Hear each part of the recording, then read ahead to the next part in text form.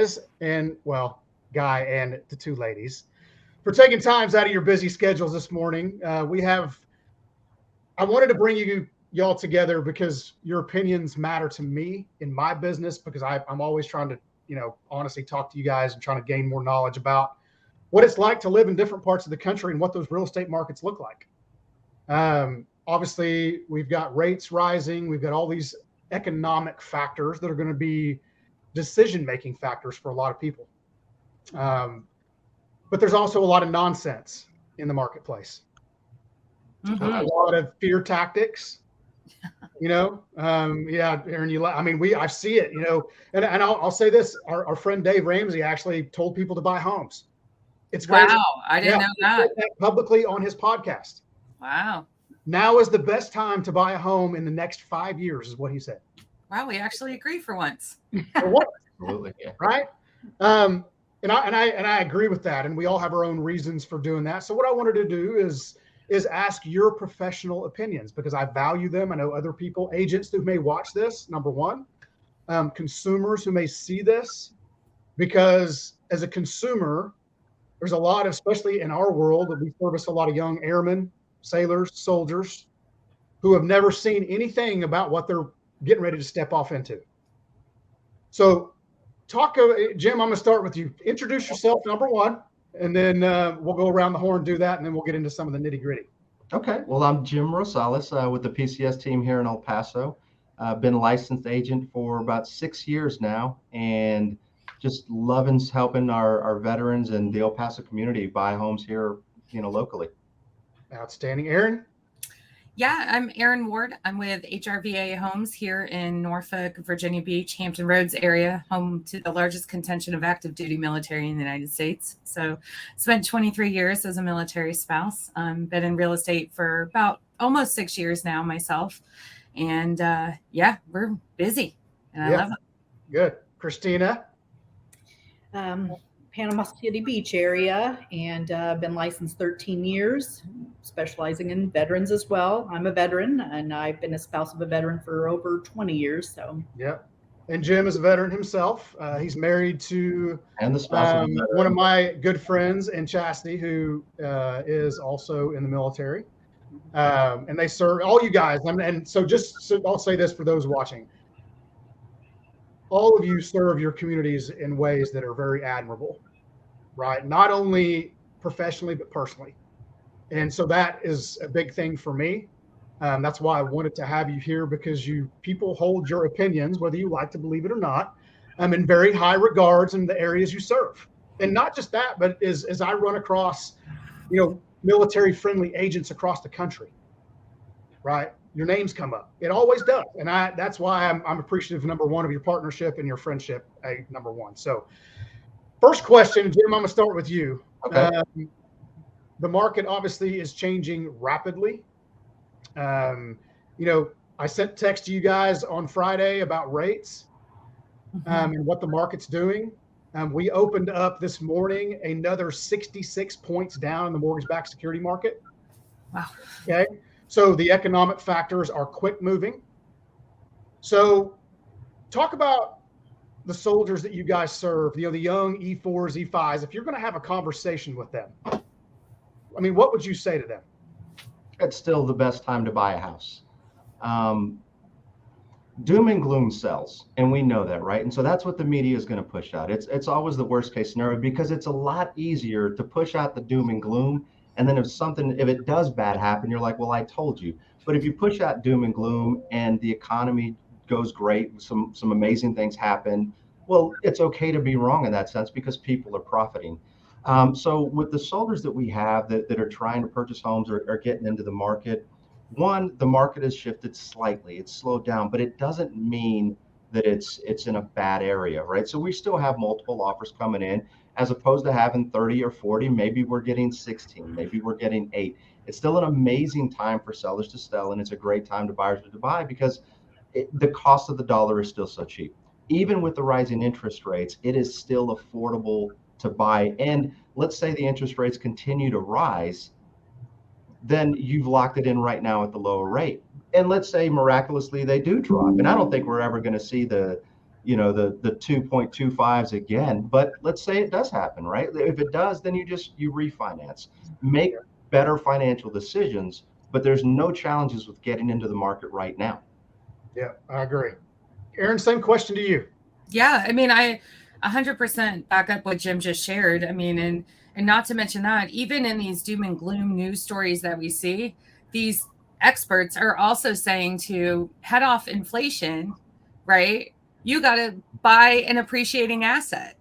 There is legitimately no better appreciating asset than real estate. That's it. And every economic model, and even if you look after, I mean, we're not going to see a crash. This is not a crash, right? Like to hear that term is so annoying right now.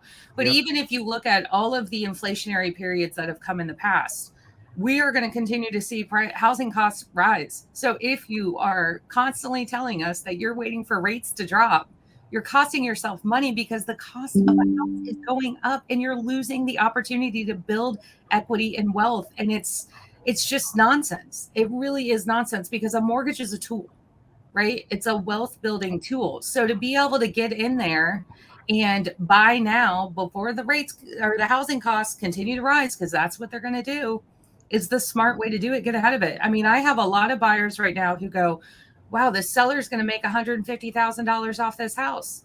Guess what their interest rate, primarily of the sellers I'm seeing, was when they bought, what it is today. Yeah. And they're making $150,000 off the house because they bought it when they did, and now they've earned that equity.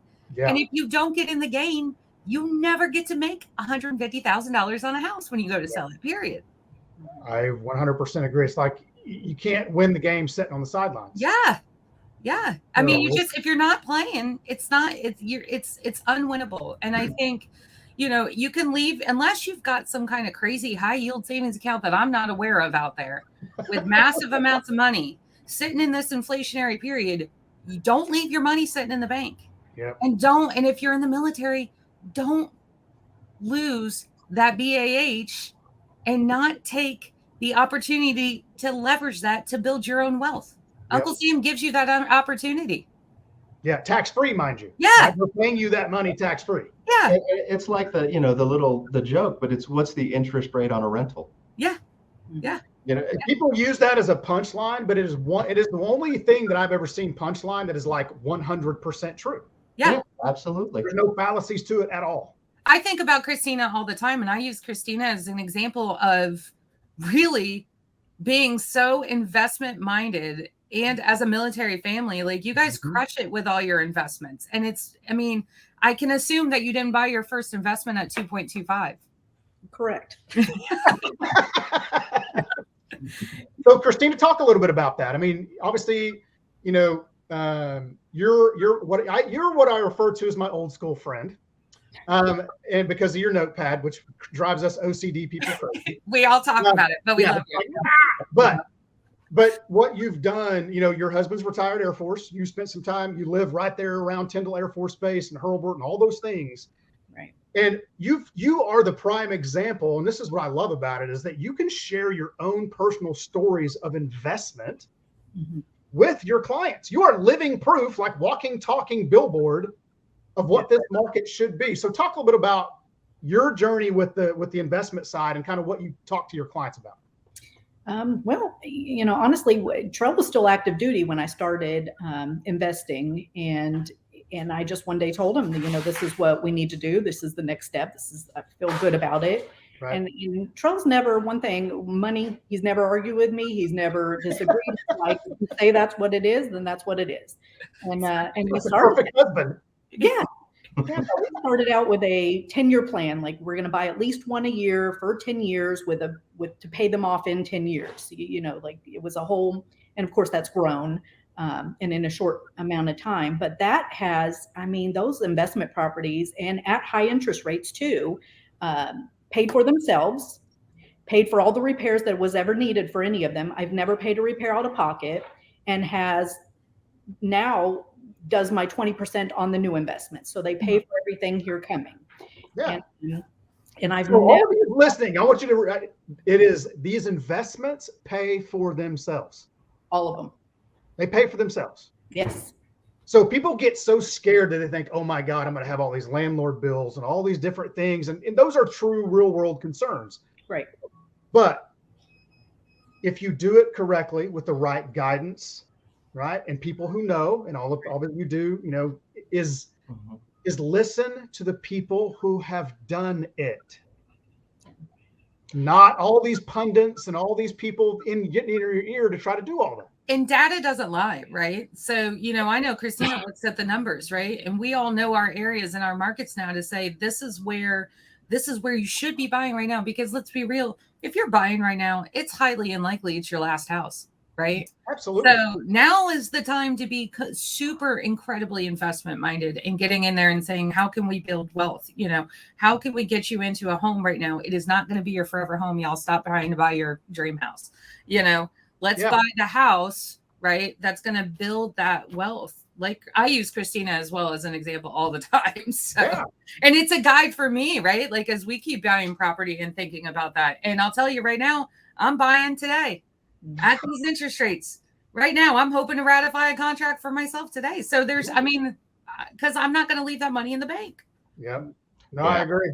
And the hardest part is just taking that first step, right? So as with anything, it's the aversion is not that you don't want to build wealth. It's you just really don't know the steps on what it takes to do it.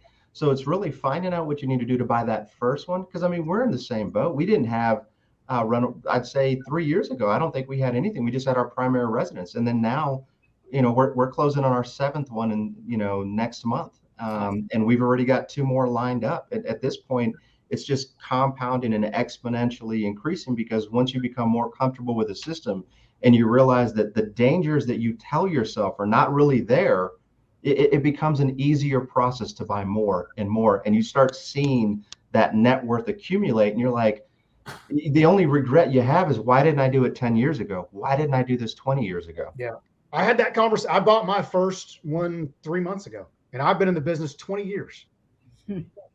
Yeah, we're late. I'm so late to the game. It's not even funny. But what I see of it now, and I'm looking at, I don't, take the monthly payment out of it. It's the appreciation, right? I can see my investment growing and growing and growing, like month over month. And now I'm like, okay, now I got to switch gears and figure out, okay, how can I buy another one? Yeah. So I need to leverage that debt to buy more, to acquire more debt. And people think that debt, they get so scared of the word debt. But mortgage debt is good debt. Absolutely. In my opinion. That's where Dave and I don't agree.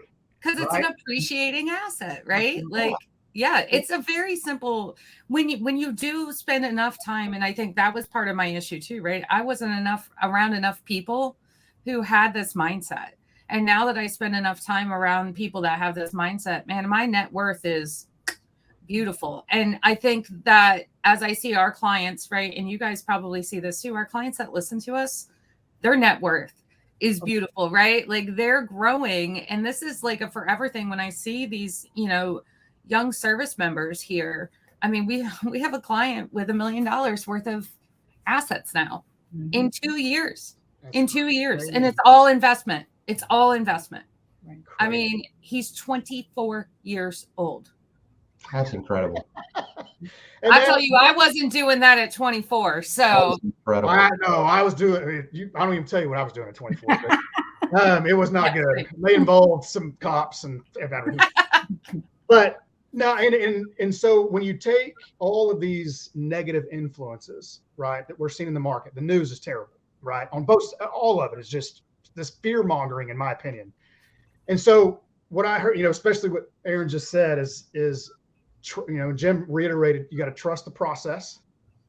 And you have to trust, like literally put your trust in the people who are guiding you. Okay. That doesn't mean trust blindly, but if you're going to go into the El Paso market or out in the Panama City Beach area or in Virginia Beach, Norfolk, Hampton Roads, you have to seek out those who know. Okay. Not just your brother, sister's uncle who did their loan or sold their house 6 years ago, whatever it is, because in this market, especially as tight as it's becoming, and the shift that's on, the people who understand the shift are going to thrive. Yeah. Right. On the other side of that. Yeah, and Erin hit it earlier. She was talking about, that this isn't a crash, right? No. That's not what this isn't a result of I predatory. lived through 2008 in the mortgage business. Yeah, That this is not a was a crash. crash. This is the time to buy.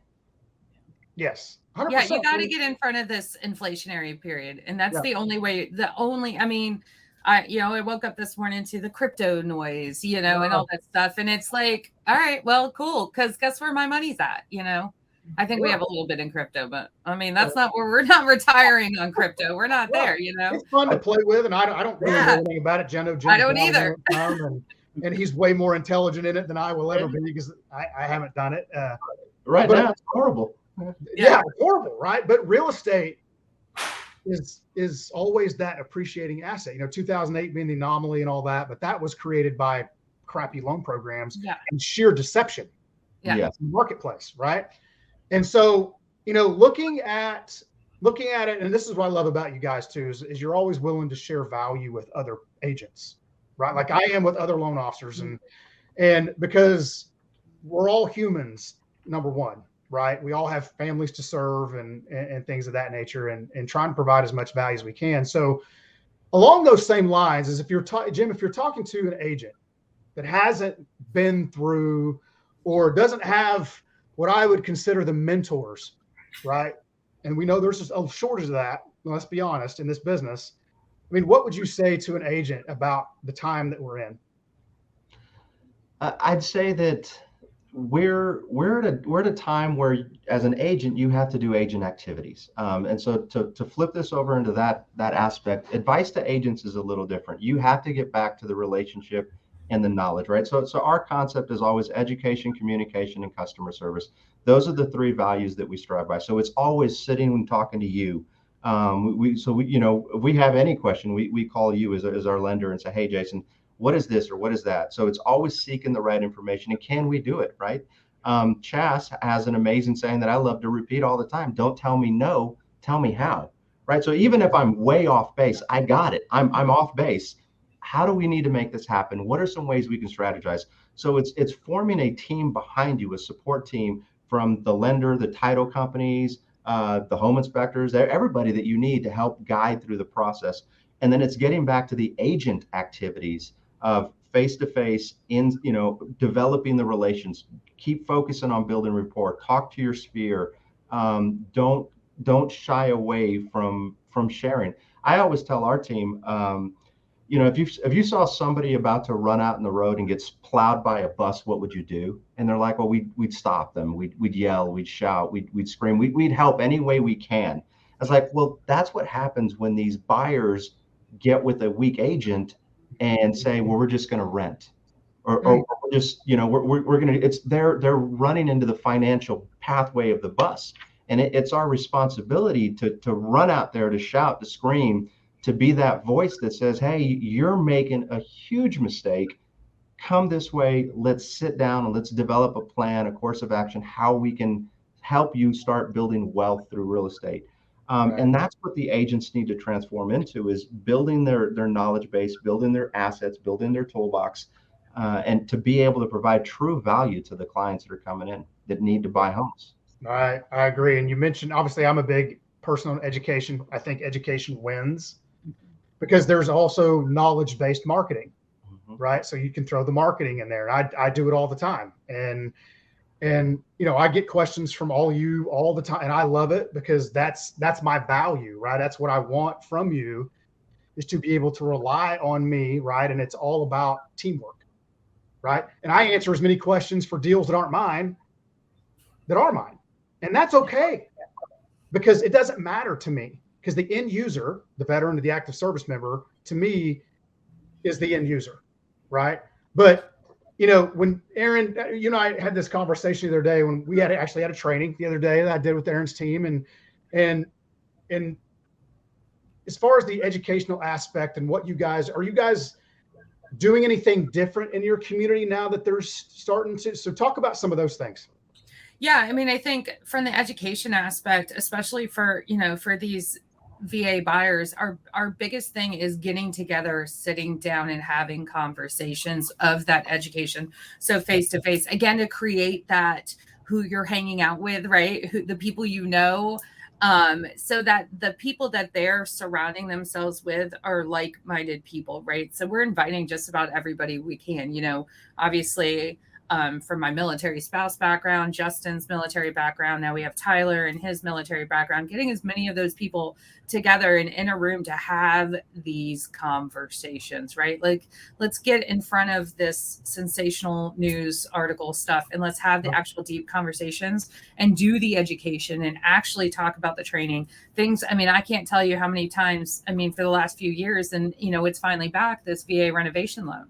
Every time we bring it up, people are like, I've never known that was a thing. I'm like, well, that's what we're here for, right? Yeah. Like, let's talk about what you could do in this market that goes beyond just buying, right? Goes beyond just investing. There's other opportunities that you can, tap into through things like the VA renovation loan that may be a great option for you. And let's just continue to have these conversations, and we talk all the time. I was a renter for years. Like we said, I started too late. I waited way too long. And one thing I always tell everybody is, now as an investor and a landlord, never once did my landlords call me and say, Erin, you're a swell gal. Let me drop your rent. Right. Like never, ever happened. Right. And rents in Hampton Roads, like we all see it all the time. BAH just isn't cutting it. Right. Like it's just not going to cut it. And trust me when I say, I personally know there's a big giant, organization up in DC that I'm not going to badmouth, but, they're slow to catch up. Right. And so, these are the things in the conversations we're having of like, great, like, let's get you into this home. Let's educate you about this potential opportunity that everybody else is passing up on. Cause did there's a renovation loan, or did this about the, VA loan? You don't have, there are some repairs that you can say, hey, I don't need that, so just the education part and getting these people together, I think is great. And we're doing it with our agents too. Yeah, well, that's good. And I know, Christina, you and I had a conversation the other day about, the PCB market and what's going on there, and you guys in particular, and you have your, both your kids working with you, and obviously relatively new in the business, which I think is awesome. It's cool to be able to have a family type atmosphere, number one, and actually it be your family. So bless you for doing that, because I'm not sure I could do that with my 20-year-old. I'd kill him probably. But education for them. Right. In being newer on the new side, and you obviously been doing this at the level you have, and as many deals as you do, both on the listing side and the buy side. So, are you helping them along with that and some of the things? What are you guys doing, in your community? Obviously, you have a well-established business there, but what are you guys doing in Panama City Beach? The education is the big piece, and I drill that in their heads. They're still young, so they're not liking that. So we're still working on it. But that's what I did for many, many years is I stayed in classes. Even when I was working at a high level doing high volume and had no team, I still was doing CRS and GRI and getting all the things. So I definitely preach that to them to try to keep everything, they need to know.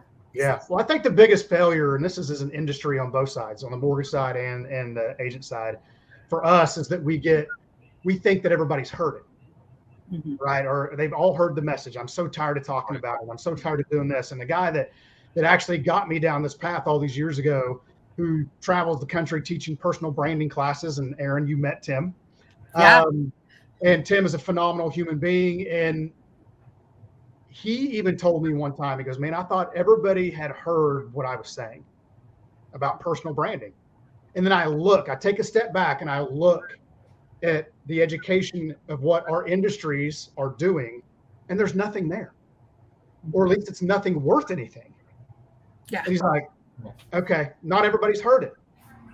And we're still hosting these events, having hundreds of agents show up to hear us talk about the VA home loan benefit and all these different things, because the truth of the matter is even if you've heard it, you may have forgotten it, or it's always about networking.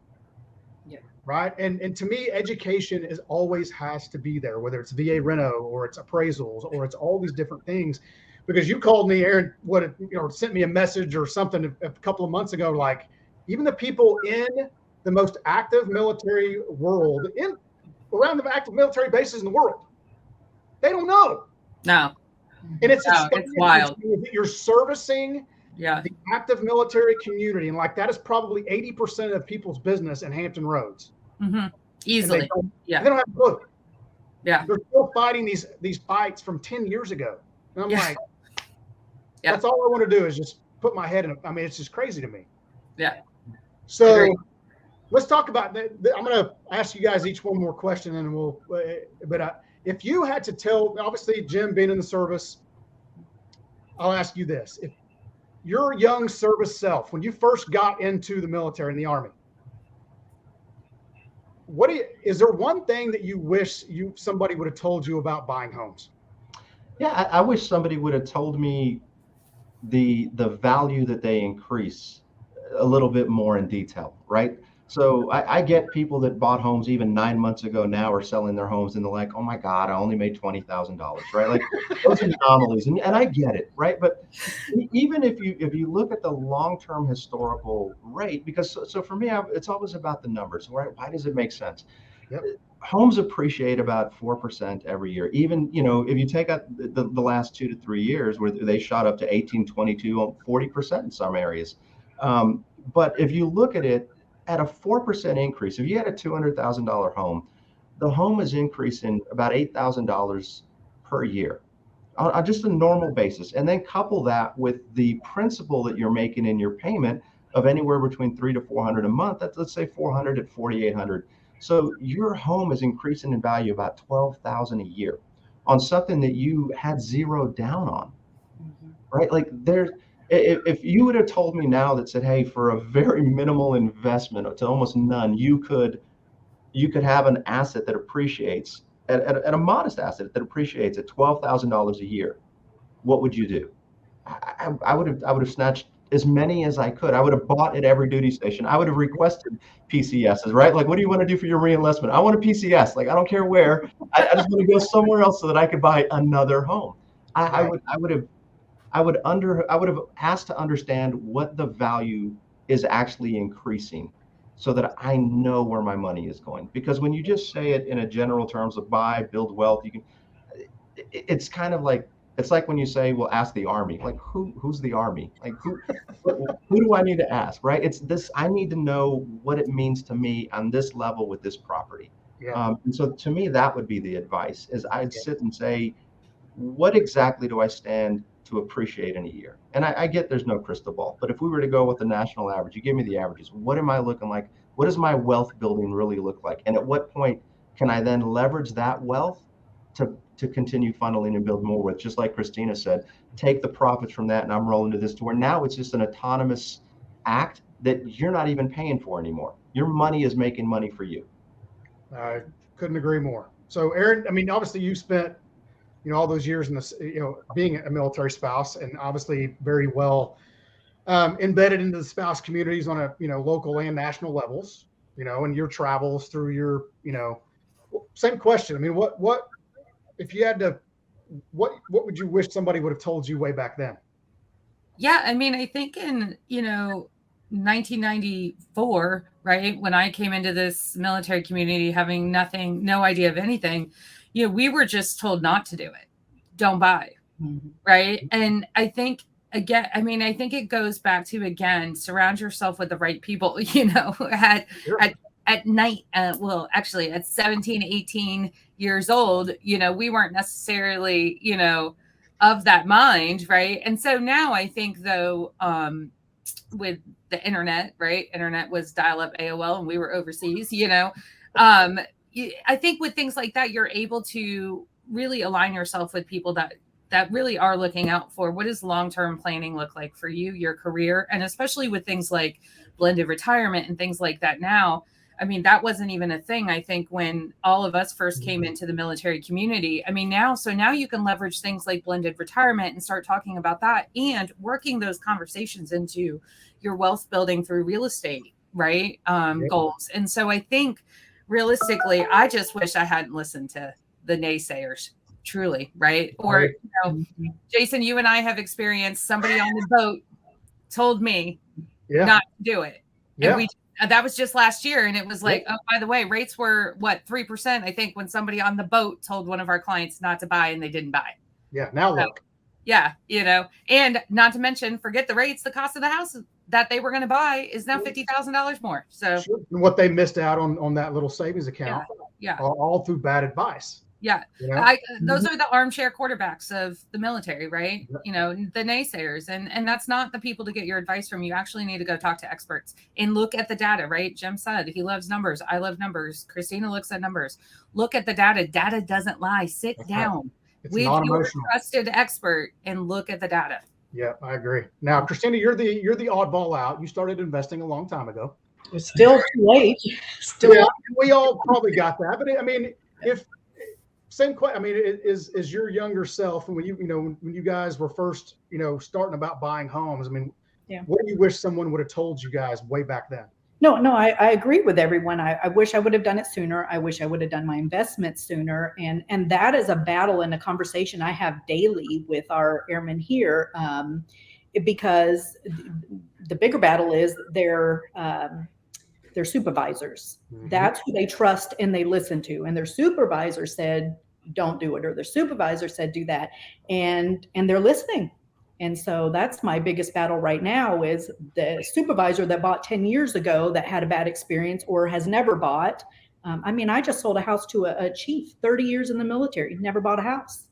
So, you're talking to the wrong people. You're hanging with the wrong people. Wow. Now he's ready to do an investment. So, just in that little bit of time. Yeah. And I think, I think the resounding is, you got to talk to the people who are the experts in your marketplace, number one, and people who do it on a daily basis. Like me taking football advice from somebody who's never played football. Right. I'm going to go to Tom Brady, right? I'm going to go to Bill Belichick or whoever that is, and not somebody who is my chief, right? I've never done that.